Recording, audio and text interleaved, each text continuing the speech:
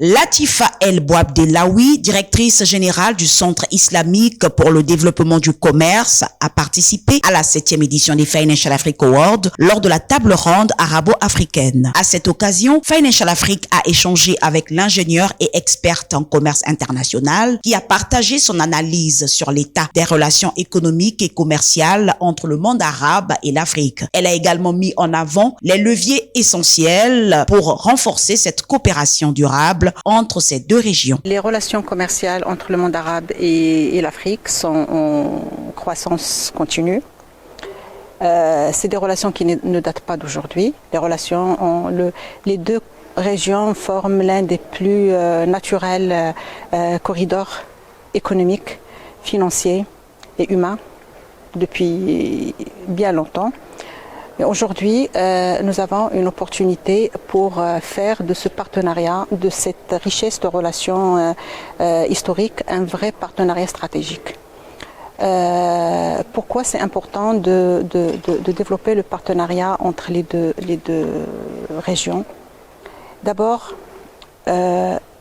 l'Afrique, avec les projets stratégiques qui ont été lancés ces dernières années, qui sont en cours, la zone de libre-échange continentale africaine, le corridor digital, les réformes intenses que mènent les pays africains en matière de politique d'investissement, tout ça contribue à réduire la fracture en Afrique. Donc en Afrique, aujourd'hui, on est en train de se structurer et de se constituer en bloc économique fort, organisé, moderne et attractif aux investissements étrangers directs. D'un autre côté, le monde arabe et surtout les pays du Golfe, CCG, disposent de fonds très importants, d'un potentiel d'investissement également extrêmement important, d'un taux de liquidité extrêmement important et qui sont à la recherche donc de potentialités d'investissement. C'est également des économies qui sont en train aussi de se diversifier de manière très active. Ils sont en train d'investir dans l'agroalimentaire, dans l'énergie, dans les infrastructures, l'économie digitale et bien d'autres secteurs. Donc ces transformations que connaissent aussi bien l'Afrique que le monde arabe permet à ces deux groupes de devenir complémentaires et constituer ensemble un nouveau bloc géoéconomique mondial. Maintenant, comment faire que ce partenariat soit renforcé davantage et devienne une réalité et que cet axe monde arabe Afrique devienne un vrai axe de développement économique mondial? Beaucoup de choses. D'abord, il faut renforcer les corridors existants, les corridors économiques, logistiques, financiers. En créer d'autres, bien évidemment, donc horizontalement, verticalement, dans tous les secteurs, développer des chaînes de valeur, rapprocher les hommes d'affaires des deux parties, organiser des forums, mais aussi une campagne de communication pour vraiment améliorer la perception de l'Afrique auprès des investisseurs arabes et également faire en sorte que ces deux parties du monde puissent saisir les opportunités que présentent les uns aux autres. D'un côté, l'Afrique saisit les opportunités de financement qu'offre le monde arabe, mais aussi le monde arabe puisse saisir les opportunités d'investissement énormes que présente l'Afrique. Et pour moi, c'est vraiment une relation win-win qu'il va falloir mettre sur place. Alors pour aller dans ce sens, donc beaucoup de choses doivent être faites, bien évidemment, mais je citerai vraiment les actions pour moi qui sont les plus prioritaires. D'abord, une harmonisation des réglementations. Donc pour pouvoir travailler ensemble, il faut que nos réglementations se parlent. Donc un travail de réglementation est nécessaire entre les deux blocs. Deuxième point, c'est le rapprochement des secteurs privés des uns et des autres. Donc il faut multiplier les forums d'affaires comme celui que nous tenons aujourd'hui pour présenter les opportunités d'affaires que présente l'Afrique et également découvrir et connaître les opportunités de financement que présente le monde arabe. Le troisième axe, c'est l'amélioration du climat des affaires en Afrique.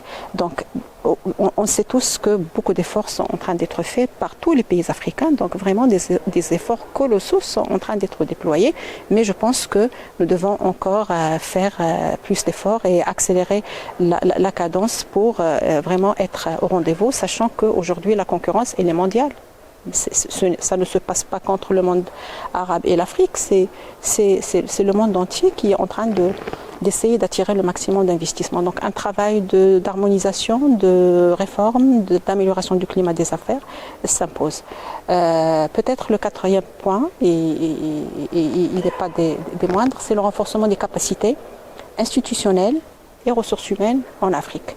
C'est un continent riche par ses ressources, surtout des jeunes.